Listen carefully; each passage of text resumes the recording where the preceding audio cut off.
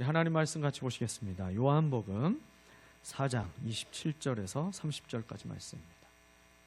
요한복음 4장 27절에서 30절 말씀이요. 네, 말씀 우리 한 절씩 교독하고요. 마지막 절 같이 합독하도록 하겠습니다. 이때 제자들이 들어와서 예수께서 그 여자와 말씀을 나누시는 것을 보고 놀랐다. 그러나 예수께 웬일이십니까? 하거나 어찌하여 이 여자와 말씀을 나누고 계십니까? 하고 묻는 사람이 한 사람도 없었다.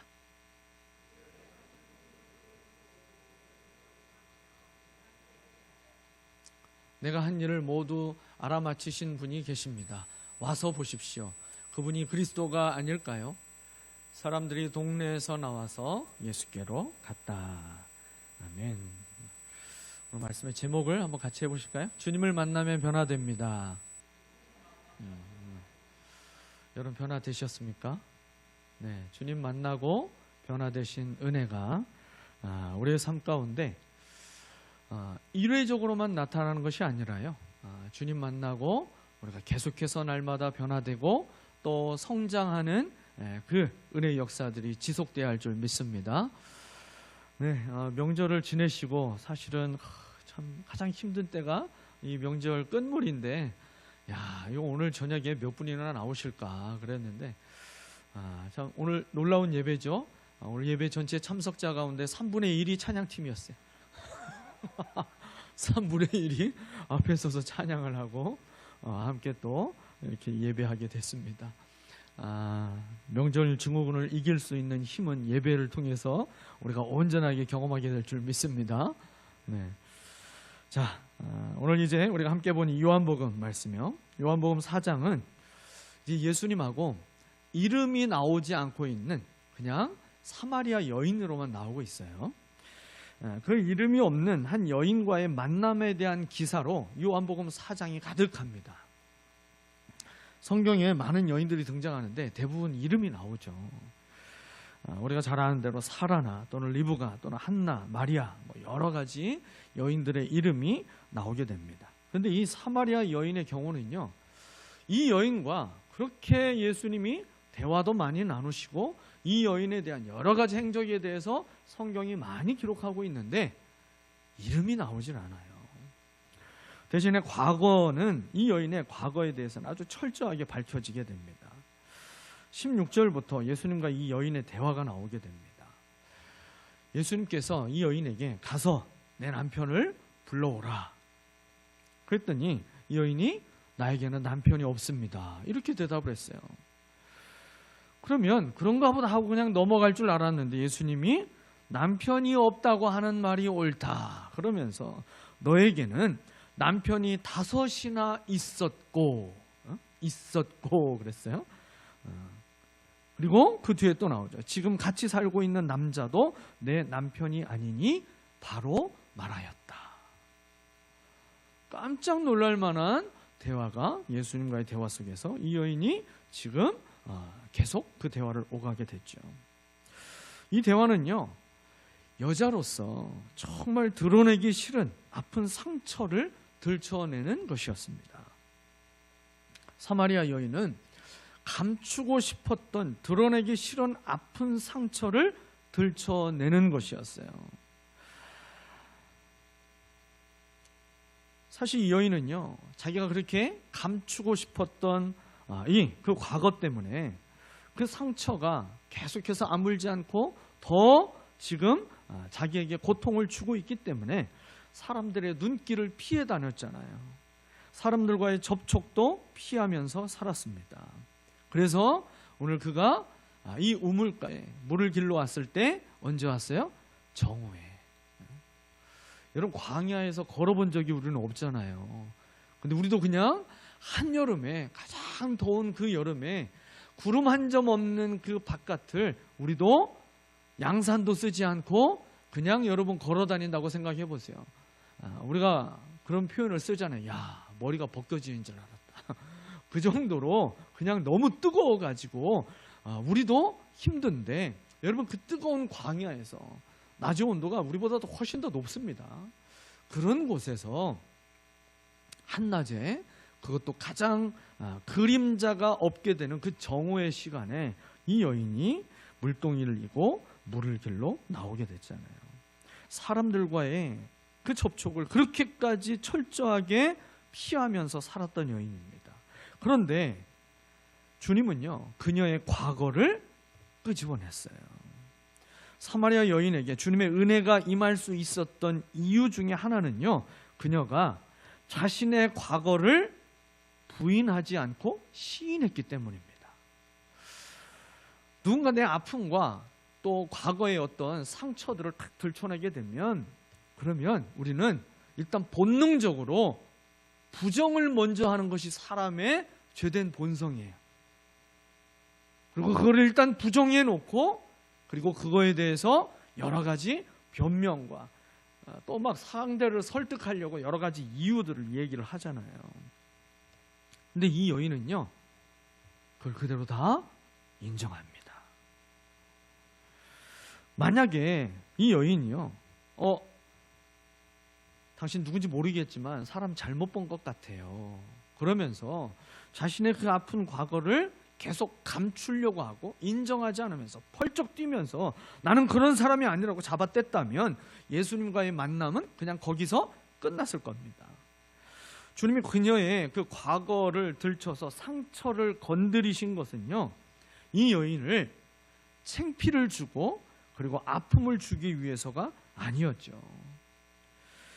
그녀의 그 상처를 싸매시고 그리고 치료하시고 구원하기 위해서 예수님은 그 여인의 아픔과 상처를 들춰내셨습니다. 제가 어릴 적에 한번 크게 다친 적이 있어요. 그게요, 동네에서 놀고 있는데, 이제 시골이었으니까 동네에 그 모종이라는 곳이 있어요. 근데 그곳에 이제 이렇게 동네 입구에 이렇게 정자가 있습니다. 거기에 이제 사방이 뻥 뚫려 있는 정자니까 거기에서 아이들이 모여가지고 이제 신나게 막 놀아요. 근데 그 앞에 경운기 한 대가 주차가 돼 있었어요. 근데 그 경운기, 여러분 경운기 시동 거는 법을 아시나요? 네, 이렇게 돌아가는 이 손잡이를 탁 끼워가지고 이 시동을 자기 손으로 동력을 이렇게 힘을 줘서 돌려야만 경운기는 시동이 걸리게 돼 있어요. 근데 제가 이제 그 시동 걸리게 되는, 연결되는 그 벨트를 제가 손으로 잡고 있었는데, 동네 형이 그 경운기를 갑자기 시동을 건다고 하면서 이거를 딱 그 클러치 같은 거를 딱 이렇게 끼워가지고 막 돌리기 시작했어요. 돌리니까 이 벨트가 돌아가게 되잖아요. 그러면서 제 손이 같이 빨려서 들어가 버렸어요. V자 형태로 돼 있었던 그 벨트를 그대로 잡고 돌아가면서 손가락이 같이 빨려 들어갔죠. 그래서 뭔가 뚝 하는 게 느껴졌어요. 나중에 봤더니 새끼손가락이 빨려 들어가가지고 이 새끼손가락이요, 이 끝부분이 그대로 똑 끊어졌어요. 근데 이제 뼈는 부러지지 않고 다행히 손톱만 이렇게 탁 부러진 것처럼 돼 있는 거죠. 근데 이게 너무 아팠죠. 제가 초등학교 저학년 때였으니까. 이제 막 깜짝 놀래가지고, 그래서 이제 아버지가 저를 이제 빨리 이제 그 어르신들 중에 이제 전화를 해가지고 이제 그 구급차가 와서 저를 이제 태우고 읍내병원으로 갔어요. 읍내병원에 갔는데 이제 치료를 하는데 어떻게 하느냐? 마취 주사를 놓고 막 하고 있는 게 아니라 제 입에다가 수건을 막 쑤셔 넣더라고요. 급하게 그냥 막 가고 이걸 빨리 처리를 해야 돼서 그런지 모르겠는데 입에다가 수건을 막 쑤셔 넣더니 그대로 마취도 제대로 안 하고 그냥 이 상태로 손톱을 잘라가지고 뜯어내기 시작했어요. 그러니까 고문을 하듯이 그렇게 이제 했어요. 이걸 너무 막 지금 공감하면서 느끼면서 소름을 돋으려고 그러는데, 그렇게 하면서요 손톱이 그냥 그대로 다 뜯기면서 이제 치료를 받았어요. 왜 영화에서 고문할 때 사람들 입에다가 수건을 쑤셔 넣는지 알겠더라고요. 너무 아파가지고요 막 그렇게 힘들었어요. 그런데 이 고통의 시간을 통과하지 않으면, 그러면 이 부러진 손톱이 깨끗하게 소독이 되거나 치료하기가 어려웠던 거죠. 한동안요 이 손톱이 울퉁불퉁하니 보기 흉하게 막 이렇게 자랐어요. 지금은요 제 10손가락 가운데 손톱이 제일 예쁜 게 이 다쳤던 새끼손가락이에요. 여러분, 뭔가 고통을 통과해야만 치유가 되고 그리고 온전케 되는 일들이 우리도 인생을 살아가면서 반드시 있게 되는 것이죠. 예수님께서도요, 이 여인의 인생에 있어서 그 아픔과 상처를 치료하기 위해서 아프지만 그냥 건너뛰고 싶은 마음이 사실은 예수님에게도 왜 없으셨겠어요. 이 여인을 가능한 아프지 않고 빨리 치료하고 회복하고 싶은 그런 마음도 있으시겠지만, 그러나 통과해야 될 것은 통과해야 되는 것이죠. 우리 주님이 그렇게 이 여인의 과거의 허물을 들춰내실 때, 여러분 그때는요, 하나님의 사랑으로 이 여인을 치료하기 위해서 주님은 그 아픔의 상처를 끄집어내셨어요. 근데 사람은요, 참 악해가지고요, 다른 사람의 허물을 들춰내고 그것을 악용하기 위해서 다른 사람의 허물을 들춰낼 때가 참 많이 있더라는 거죠. 명절 때에도 참 우리가 잘 지낼 수 있지만 참 다른 건 다 잊어버리는데 어쩜 그렇게 내가 옛날에 그렇게 실수하고 또 잘못했던 거는 그걸 그렇게 잊어버리지 않고 그걸 꼭 꺼내가지고 다 있는 자리에서 기분 좋게 웃으면서 얘기하다가 꼭 그 얘기를 꺼내가지고 내 기분을 망치게 만드는 사람들이 가족 가운데 한 명씩 꼭 있잖아요. 재미로 얘기했다고 하는데 근데 갑자기 내 기분은 완전히 바닥을 치는 거죠. 그래서 사람은요, 누군가의 실수와 아픔과 상처를 나의 기쁨을 위해서 또 누군가에게 더 좀 골탕을 먹이기 위해서, 악용하기 위해서 그렇게 상처를 들출 때가 있어요. 그러나 우리 주님은 우리를 치유하기 위해서 때는 우리 안에 있었던, 내가 직면하기 싫었던 그 아픔과 상처와 실수들까지 전부 다 직면하게 만드실 때가 있다라는 것입니다. 오늘 저와 여러분을 만나주시고 치유해 주실 그 주님의 은혜가 임하기 위해서 여러분, 성령께서 우리가 회개해야 할 우리의 죄를 생각나게 하신다면 여러분, 아프더라도 그 죄들을 직면하고 우리가 회개하여서 치유하는 은혜가 임하게 되기를 축원합니다. 예수님은 이 사마리아 여인 한 사람을 만나기 위해서 위험하기도 하고 또 유대인이라면 절대로 출입하지 않는 이 사마리아로 걸어오셔서 이 여인을 만나주셨어요. 그것도 얼마나 중요한 사람으로 여겼던지 예수님이 이 여인보다 먼저 도착해서 기다리셨잖아요. 그죠? 먼저 도착해서 이 여인을 기다리셨습니다. 사람들을 피해 다니던 여인을 배려하셔서 제자들도 전부 다른 곳으로 다 보내놓고요, 예수님 혼자서 이 여인을 만나주셨습니다. 얼마나 이 여인을 향한 하나님의 사랑이 지금 곳곳에서 묻어나고 있어요. 그리고 그 여인과 이제 대화를 통해서 예수님이 이제 영생에 이르는 샘물, 아주 특별한 이 샘물에 대해서 예수님이 이제 말씀해 주십니다. 본문 13절과 14절 말씀이죠. 이 물을 마시는 사람은 다시 목마를 것이다. 그러나 내가 주는 물을 마시는 사람은 영원히 목마르지 아니할 것이다. 내가 주는 물은 그 사람 속에서 영생에 이르게 하는 샘물이 될 것이다 라고 예수님이 이 여인에게 말씀하셨어요. 지금 예수님과 여인이 만난 장소가 어디예요? 우물가였잖아요. 우물가. 그 우물가였기 때문에 여인과 대화는 자연스럽게 이제 물로 시작됐어요. 근데요, 예수님과 이 여인의 대화를 우리가 한번 자세히 묵상해 보면 한 가지 중요한 사실을 깨닫게 됩니다. 이 여인도 물에 대해서 얘기하고 예수님도 물에 대해서 얘기하는데 서로 다른 차원의 물을 얘기하고 있어요. 그러면서 여인이 말하는 물과 예수님이 말하는 그 물의 차이를 통해서 신앙의 단계가 있다는 것을 우리가 깨달을 수가 있습니다. 여인이 말하고 있는 이 육신을 위한 물은요, 신앙의 초보 단계라고 말할 수 있습니다. 육신을 위해서 먹고 마시는 것, 여러분, 이것이 신앙의 주된 관심사가 된다면 그거는 신앙의 초보 단계인 것이죠.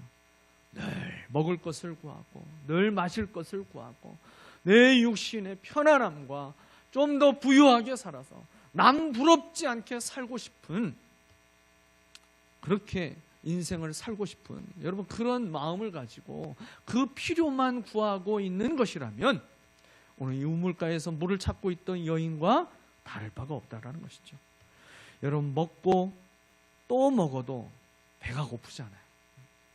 아침에 배가 짜고간하게 먹어도 점심에 명절 때 얼마나 우리가 삼시세끼를 열심히 잘 먹습니까? 그렇게 열심히 많이 먹어도 때가 되면 또 배가 고파지잖아요. 마시고 또 마셔도 갈증이 나는 것들이 여러분 세상에 있어요. 도대체 얼마나 벌고 얼마나 소유하면 이제 그만이라고 손을 저으면서 우리가 인생에서 만족이라는 것을 말할 수 있을까요? 여러분 조만간 세계 최초로 이제 조만장자가 등극할 것 같다, 그런 뉴스가 나오잖아요. 지금 전 세계에 억만장자는 많이 있습니다. 그런데 조만장자는 없어요. 자기 재산이 이게 몇 천억 달러가 아니라 이제 조 단위의 달러를 가지고 있는 그런 부자가 이제 나오게 될 거라고 얘기하죠. 그 사람이 바로 일론 머스크예요. 여러분 그 사람 정도의 돈을 벌면 만족할 수 있을까요? 바울은요 디모데전서 6장 17절 말씀을 통해서 이렇게 말씀했어요. 그대는 이 세상의 부자들에게 명령하여 교만해지지도 말고 덧없는 재물에 소망을 두지도 말고 오직 우리에게 모든 것을 풍성히 주셔서 즐기게 하시는 하나님께 소망을 두라고 하십시오. 그들이 가지고 있는 재물에 대해서 바울이 뭐라고 얘기했어요? 덧없는 재물. 그래죠. 덧없는 재물. 덧없는 재물은요, 재물이 가지고 있는 한계를 보여주는 말입니다. 이 덧없다라는 말을 이 사전에서 보게 되면 이런 의미예요. 너무 순간적이어서 허무하다. 이것이 덧없다라는 거예요. 덧없는 인생. 뭔가 천년 만년 누릴 것처럼 인생에서 한번 그렇게 욕심을 부려보지만 너무 순간적으로 허무하게 끝나버리는 것이 인생이죠. 그게 덧없는 인생이에요. 여러분 그렇기에 이 재물이라고 하는 것은 절대로 의지할 대상이 못 된다라는 말이죠. 돈이 왜 돈이에요? 돌고 도니까 돈이다라는 말이 있죠. 어느 누구의 소유도 되지 않는 것이 돈입니다. 그냥 잠시 내게 지금 와 있을 뿐이에요. 그래서 어떤 사람은 돈을 쓸 때마다 잘 다녀와 라고 얘기하라고 하잖아요. 언젠가 또 나에게 다시 돌아와야 돼 라고 하면서 돈을 쓰라고 얘기하는 사람도 있어요. 그리고 돈을 향한 사람의 마음은 밑빠진 독이기 때문에 만족할 줄 모르잖아요. 이 설날에 우리 자녀들이 세뱃돈을 많이 받았어요. 세뱃돈을 받아서 처음엔 만족했다가도 처음에는 만족했는데 그 만족이 순간 사라지게 되는 때가 있어요. 그게 언제일까요? 다른 사람의 세뱃돈이 얼마인지 알아보면 나는 이 정도에서 너무 기분이 좋았는데 내 옆에 집에 또 다른 내 친구의 세뱃돈이 나보다 공이 하나가 더 있다든지 앞에 숫자가 다르다든지 이러면 그러면 금세 만족이 사라집니다. 처음에는 너무 행복하던 것이 금세 이 만족이 사라지면서 마음의 우울감이 또 찾아오게 되죠. 그러면서 어떻게 돼요? 자기의 부모와 친척들의 가난을 원망하기 시작합니다. 왜 우리 집안에는 큰 부자가 없어서 나에게 이 정도 세뱃돈만 주시게 되나. 그리고요, 이 세뱃돈이 손에 들어와도 그 기쁨이 잠시잖아요. 아이들이 세뱃돈 받으면 요즘 부모들 다 어떻게 합니까? 가져와. 그래서 그 부모들이 다 돈을 또 관리해 준다고 해서 그 손맛, 세뱃돈의 그 손맛이 이거 1분도 가기 어렵습니다.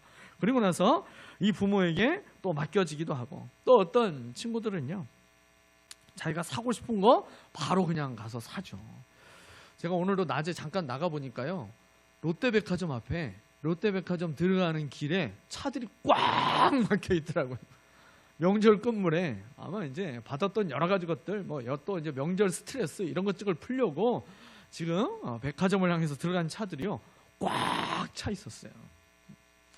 사고 싶은 거 사고 하고 싶은 거 하면요 금방 내 손에서 그 많았던 세뱃돈 바람처럼 다 사라지게 됩니다. 여러분, 돈이라는 것이 다 이런 것들인데 대부분의 사람들의 인생의 목표가 뭐예요? 부자가 되는 겁니다. 부자가 되는.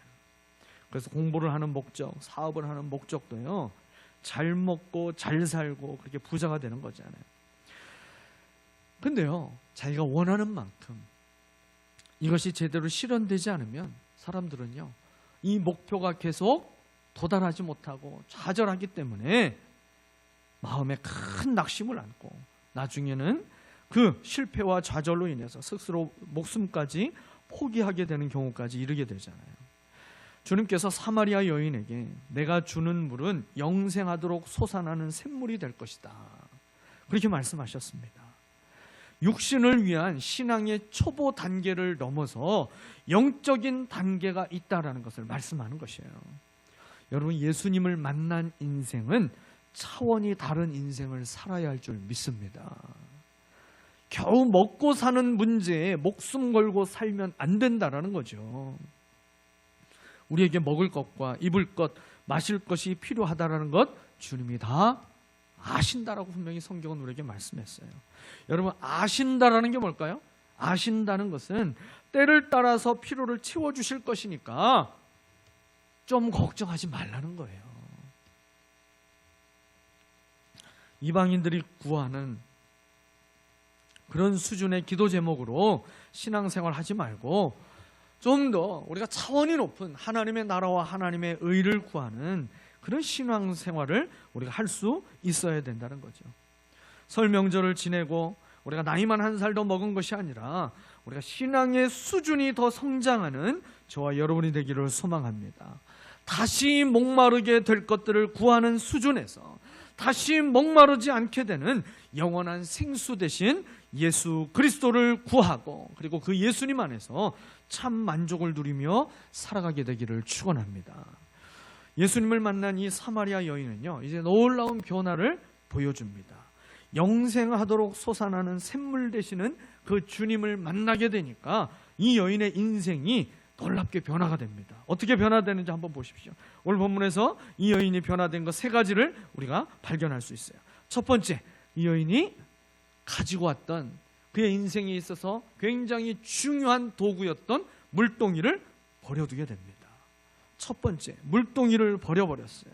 28절 말씀이었죠. 그 여자는 물동이를 버려두고 그랬어요. 여러분, 이 물동이는요, 자신의 그 빈 마음을 채우기 위한 이 여인의 노력을 상징하고 있는 것이 물동이에요. 물동이. 상처를 안고 있었음에도 먹고는 살아야 되니까 삶의 필요를 채우기 위해서 이 여인은 우물가에 왔어야만 됐죠. 한낮에 땡볕에서 혼자 걷기도 힘들지만 이 물동이를 들고 가는 것은 포기할 수 없는 거였어요. 왜요? 물동이가 있어야만 물을 기를 수 있게 되는 거잖아요. 그의 인생에 있어서 6명의 남자들도 자신의 마음의 갈증을 채워주지 못하니까 그 인생의 목마름의 문제를 계속 해결하지 못하고 이 여인은요, 계속 물을 기르러 와야만 했죠. 근데 예수님을 만나서 모든 것이 그 영혼의 문제가 해결되고 채워지게 되니까 이전에 그토록 절박했던 것들이 이제는 별것이 아닌 것으로 바뀌어버리게 되는 거예요. 여러분, 영혼의 갈증이 해결될 때에 육신의 갈증도 해결되는 것을 믿으시기를 바랍니다.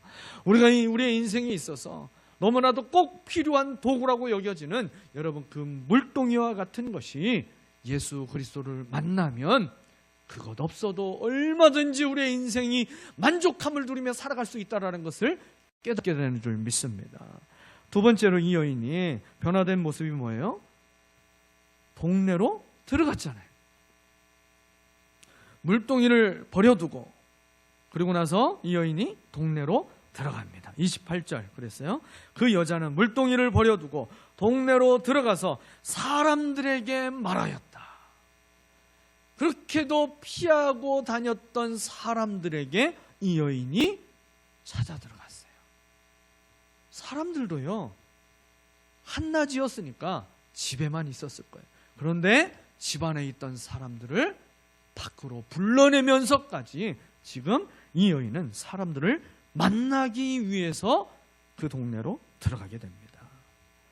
예수님을 제대로 만나게 되니까요, 사람들의 시선이 두렵지 않게 되는 거예요. 자신의 마음에 스스로 높이 쌓았던 그 담을 허물어 버리니까 깨어진 모든 관계들을 회복할 수 있는 용기가 생긴 것입니다. 죄인들을 향한 하나님 아버지의 마음을 이 여인이 품게 되니까요, 모든 사람을 긍휼히 여기는 마음이 생기게 되더라는 것이죠. 사랑하는 여러분, 예수님 만나고 하나님과의 관계가 제대로 회복되면요, 사람과의 관계도 회복될 수 있음을 믿으시기를 바랍니다. 명절 이후에 가정의 위기가 참 많이 찾아온다고들 얘기하잖아요. 가정법원이 바빠지는 때가 언제예요? 명절 끝나고요. 명절 지나고 나서부터 가정법원에 찾아가는 가정들이 훨씬 많아진다고 하잖아요. 그 관계가 온전히 회복될 수 있는 길, 생수의 근원 되신 예수 그리스도를 만나고 하나님과의 관계가 회복되어질 때에 여러분, 내게 왼수와 같은 사람도 사랑으로 바뀌어지는 하나님의 은혜가 우리를 통해서 회복되게 하실 줄 믿습니다. 여러분, 성령께서 힘과 은혜를 우리에게 주셔서요, 내가 먼저 손 내밀게 하시고, 그리고 내가 먼저 이해하게 하시고, 내가 먼저 용서하게 하시고, 내가 먼저 섬기게 하시면서 관계가 회복되게 만들어 주시는 것입니다. 내가 하는 것이 아니라 성령께서 하실 것을 믿고 우리에게 필요한 것은 딱 한 가지예요. 그 성령이 주시는 마음의 감동에 순종하는 거예요. 내가 들어가야 할 그 동네가 내 주변에 누구인지 우리가 생각해 봐야 될 것입니다. 여인이 들어가서 만났듯 만나야 할 사람을 만나서 관계가 회복되는 성령의 역사를 경험하시기를 바랍니다. 마지막으로 세 번째, 이 여인이 변화된 세 번째 모습이 있어요. 그것은 바로 예수님을 전한 것이죠. 예수님을 전했어요. 29절 30절 말씀이죠. 내가 한 일을 모두 알아맞히신 분이 계십니다. 와서 보십시오. 그분이 그리스도가 아닐까요? 사람들이 동네에서 나와서 예수께로 갔다. 예수님을 만난 이 여인은요, 예수님을 구주로 전하는 위대한 복음 전도자로 그 인생이 바뀌어지게 됩니다. 지금까지는 숨어서 살았고 사람들을 만나기 싫어했는데 예수님을 증거하는 사람으로 변화됐어요. 여러분, 정말 놀라운 변화잖아요. 놀라운 변화. 여러분, 우리도 사실은 이 사마리아 여인과 같은 사람들이 아니었습니까? 근데 예수님이 우리의 인생에 일부러 찾아와 주셨잖아요. 이 여인에게 맞춤형이 되어서 이 여인에게 찾아와 주셨듯이 저와 여러분의 인생에도 주님은 우리를 인격적으로 만나 주시기 위해서 우리 각 사람에게 찾아와 주셨어요. 여러분 가운데 다 똑같은 상황과 똑같은 모습으로 예수님 만나준 사람은 아무도 없을 거예요. 어떤 사람은 기도의 자리에서 만나주시고, 어떤 사람은 말씀을 통해서 만나주시고, 어떤 사람은 기적을 통해서 나를 만나주시고, 각 사람에게 하나님은 맞춤형으로 우리에게 찾아와 주셔서 만나주십니다. 이 여인에게 찾아와 주셨듯이 모태신앙으로 부모님을 통해서 예수님을 만났든, 또는 누군가 전해준 복음을 듣고 예수님을 만났든지, 예수님이 그 사람을 사용하셔서 주님이 우리에게 찾아와 주신 것입니다. 그렇다면 우리가 할 일은요, 내가 소중하게 여기는 물동이를 버려두고 나를 변화시키신 예수님을 전하는 삶을 우리도 살아가야 할 줄 믿습니다. 여러분, 영생에 이르게 하는 샘물 되시는 예수님을 뜨겁게 만나고 그분과 동행하면서 우리가 사마리아 여인을 통해서 보여주신 이 놀라운 변화의 삶으로 우리의 삶이 또한 하나님께 영광이 되고, 그리고 구원의 통로가 되는 저와 여러분이 되시기를 예수 그리스도의 이름으로 축원합니다. 우리 함께 같이 기도하도록 하겠습니다.